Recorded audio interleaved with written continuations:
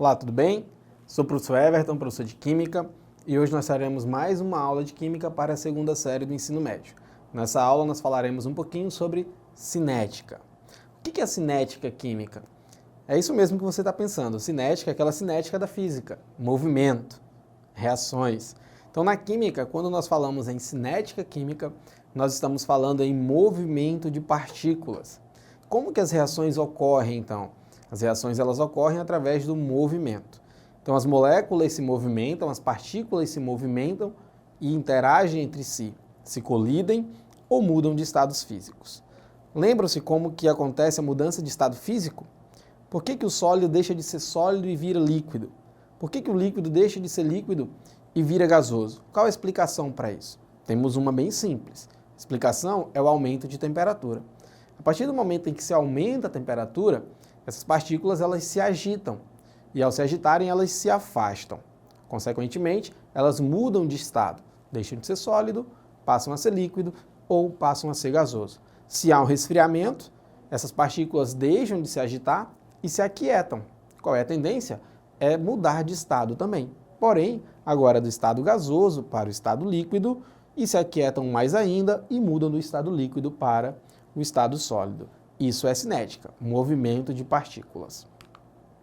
Veja bem, por que o cozimento dos alimentos numa panela de pressão é mais rápido do que numa panela comum? Isso é muito comum nas nossas casas. Todos os dias nós percebemos isso. Se nós quisermos cozinhar um alimento mais rápido, precisamos utilizar uma panela de pressão. Qual a explicação para isso? Ah, professor, é a panela de pressão. Claro, é a panela de pressão. Mas ela tem uma função muito importante no cozimento dos alimentos. O que ela faz? Ela exerce uma força sobre o alimento. E essa força é chamada de pressão. Por que o carvão em brasa numa churrasqueira quando abanado fica mais incandescente? Isso também é muito comum nas nossas casas. Se a gente for assar uma carne, precisamos acender a churrasqueira. E aí nós precisamos fazer algumas coisas, né? Abanar a churrasqueira ali com alguma tampa, com algum papelão, ou projetar o ventilador, ou projetar o ar. Isso acontece por quê? Quando nós abandamos a churrasqueira, nós aumentamos a concentração de oxigênio. E o fogo ele precisa de quê para ser consumido? De oxigênio. Então, se eu aumento a concentração de oxigênio, essa reação vai acontecer mais rápida. Ou simplesmente porque um pedaço de palha de aço em cima da pia ele enferruja muito mais rapidamente do que um prego. Isso também é muito comum nas nossas casas. Você acabou de lavar a louça, no outro dia a sua esponja de aço ela vai estar completamente enferrujada. O que aconteceu ali? Uma oxidação, né? O processo de ferrugem, de enferrujamento. Isso aconteceu por quê? Porque a palha de aço ela tem milhares de fios de aço. Isso aumenta a sua área de contato, isso aumenta a sua superfície de contato. Então vamos entender. A cinética química ela precisa de movimento de partículas. E quando essas partículas se movimentam, elas colidem, elas se chocam entre si. Correto? É muito simples. Se você aumentar a temperatura de um sistema, qual é a tendência? A tendência é esse sistema se tornar mais agitado. E a agitação desse sistema provoca uma colisão entre as partículas. E aí nós temos que entender uma coisa. Essa colisão, ela pode ser efetiva ou não. Se essa colisão for efetiva, nós teremos uma formação de produto. A mais B reagiu e produziu C. Se essa colisão for uma colisão não efetiva, nós não teremos formação de produto. A mais B reagiram, porém continuaram formando A mais B. Para se ter uma colisão efetiva, é necessário que se tenham dois fatores principais. Quais são eles? Primeiro, nós precisamos ter uma orientação favorável e precisamos também ter uma energia suficiente para romper as ligações do reagente e formar os produtos. Como assim, professor? Perceba aqui comigo nessa primeira imagem. Nós temos ali, olha só, gás hidrogênio reagindo com gás iodo. Eles estão na mesma orientação, correto? Estão do mesmo jeitinho. Aqui houve a quebra dessa ligação e produziu o iodeto de hidrogênio, olha só. Uma bolinha branca, uma bolinha verde, outra bolinha branca e outra bolinha verde. Então, nessa colisão, nós podemos concluir que houve formação de produto. Agora, nessas duas outras colisões embaixo, perceba que o reagente ele é exatamente igual ao produto. Aí, pessoal, não houve uma colisão efetiva, então. As moléculas se chocaram, colidiram, porém não formaram um produto. Por que não? Porque ou a orientação foi desfavorável, como no segundo exemplo, olha só, as moléculas estão em organizações diferentes, ou a energia para romper essas ligações aqui foi insuficiente. Então lembre-se, se tivermos uma colisão efetiva, orientação e energia suficiente para formar produto. Se tivermos uma colisão não efetiva, ou não teremos orientação, ou não teremos energia suficiente para a formação do produto. Vamos lá então. A energia de ativação é a energia responsável por romper essas ligações. Então veja bem, as moléculas estão colidindo e essas moléculas vão produzir uma energia. Essa energia é chamada de energia de ativação. Ela que é responsável por romper as ligações dos reagentes e formar o produto. Graficamente, nós podemos perceber o seguinte: um gráfico de cinética ele sempre vai ter esse aspecto. Qual é o aspecto, professor? Reagente formando o produto. Mas perceba que aqui tem um caminho reacional. Que caminho reacional é esse? É o tempo em que esse reagente leva para se decompor até formar os produtos. Nesse caso, pessoal, nós também teremos dois tipos de reações. Nós teremos uma reação exotérmica e nós também teremos uma reação endotérmica. Toda vez que a entalpia do produto ela for menor que a entalpia do reagente, a nossa reação será exotérmica. Toda vez que a entalpia do produto for maior que a entalpia do reagente, a nossa reação será endotérmica. Ou aquela dica perfeita que nós já trabalhamos nas aulas anteriores. Sempre que a setinha estiver procurando o produto e ela estiver descendo, a sua reação ela é exotérmica. Lembra disso? Setinha para baixo, reação exotérmica. Sempre que a setinha estiver subindo, procurando o produto, lembre-se que é uma reação endotérmica, está absorvendo o calor.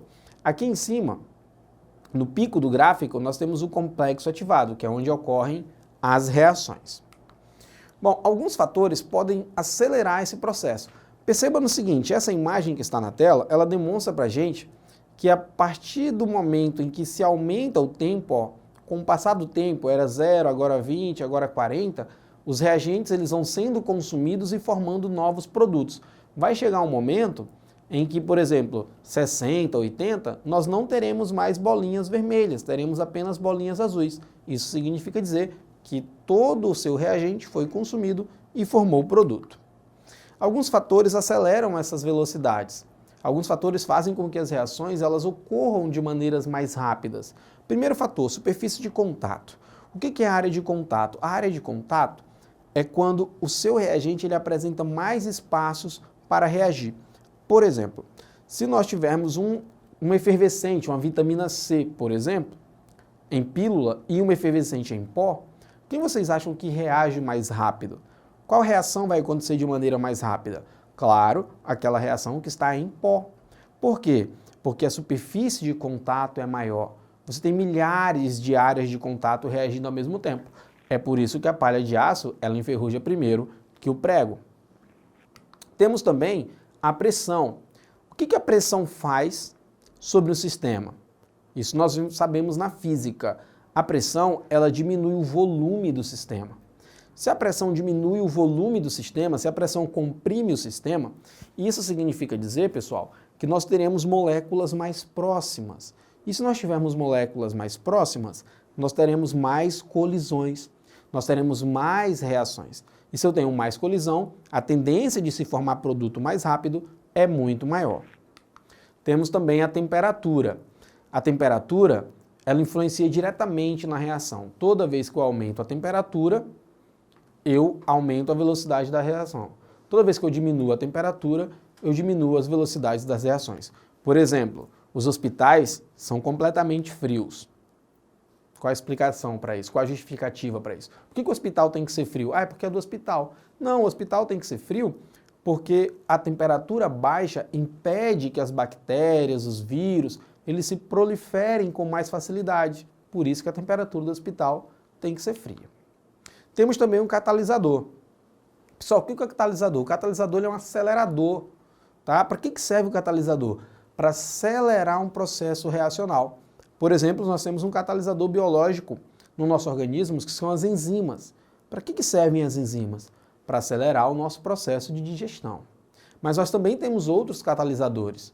Fungos, micro-organismos, são catalisadores. Tá? Então, se você tem um catalisador, você tem um processo que vai acelerar a sua reação. Perceba no seguinte, nesse gráfico, nós temos um gráfico com duas curvas. Quero que você entenda o seguinte, a curva mais alta é a reação não catalisada e a curva mais baixa é a reação catalisada. Qual é a justificativa? A reação catalisada ela ocorre de maneira mais rápida. A obtenção do produto é de maneira mais rápida, mais intensa. A reação catalisada é uma reação mais lenta, mais devagar. Se nós seguirmos o caminho, nós vamos chegar no produto mais rápido pela linha de baixo, ok? Bom, o segundo fator aí, né, o próximo fator, são as concentrações. Como que a concentração influencia? Quando se aumenta a concentração de uma solução, aumenta a quantidade de mols. E se aumenta a quantidade de mols, aumenta-se também a quantidade de colisões. Aí nós teremos mais formação de produtos. Quem determina a velocidade de uma reação? Sempre a etapa lenta desse processo reacional, tá? Então a reação ela vai acontecer em duas etapas, em etapa rápida e em etapa lenta. Quem determina a velocidade dessa reação sempre será a etapa lenta. Vamos praticar.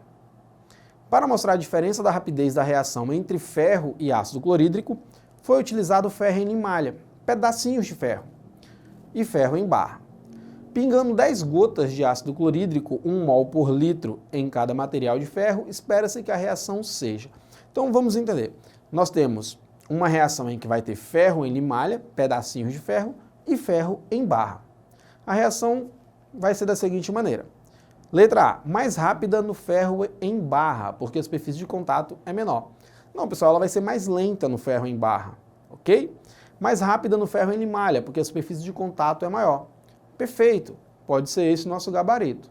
Letra C, igual, pois a concentração e a quantidade do ácido foram iguais. Não, não pode ser igual, porque a superfície de contato é diferente. O ferro em pedaços e o ferro em barras. Menor, mais lenta no ferro em limalha, não, ela tem que ser mais rápida no ferro em limalha, porque a superfície de contato é maior, e mais lenta no ferro em barra, porque a superfície de contato é maior. Não, a superfície de contato é menor. Então, nosso gabarito, letra B, mais rápida no ferro em limalha, porque a superfície de contato é maior. Então, quanto mais triturado for o material, maior é a superfície de contato. Se a superfície de contato é maior, a reação vai acontecer de maneira mais rápida. Vamos ao próximo. Analise o gráfico e responda. A reação pode ser catalisada? Qual o valor da quantidade da energia de ativação é 3? A reação é endotérmica ou exotérmica? Qual o valor de E1 e o valor de E2? Então, vamos analisar. Olha só. A reação pode ser catalisada, né? Ela pode ser catalisada porque ela tem duas curvas e tem uma curva menor e tem uma curva menor, então ela pode ser uma reação catalisada. O valor da energia de ativação, né, de E3, a entalpia aqui, pessoal, a entalpia do produto, 106, menos a entalpia do reagente, menos 158. Correto? Então, de novo, a entalpia do produto, 106, menos da fórmula, a entalpia do reagente, menos 158. Logo, sinais diferentes, subtrai e conserva o sinal do maior, nós teremos então a entalpia de menos 52. Configurando então que é uma reação exotérmica, respondendo o item 3. Mas tem outra maneira de saber. Só perceber que a entalpia do reagente ela é maior que a entalpia do produto. Então, a setinha vai descer. Para saber a energia do complexo ativado, basta que você olhe o pico do gráfico. Então, a reação não catalisada vai ter uma energia de 320 e a reação catalisada vai ter uma energia de 230. Isso, pessoal, mostra para a gente que a reação catalisada ela é mais eficiente. Por que ela é mais eficiente? Porque ela forma o mesmo produto na mesma quantidade, gastando menos energia e sendo mais rápida. Tudo bem? Então é isso. Obrigado por ficar até aqui. Não esqueça de acessar a plataforma Eduque. Lá vocês encontrarão mais materiais a respeito dessa aula e novos exercícios. Tchau, tchau e até a próxima.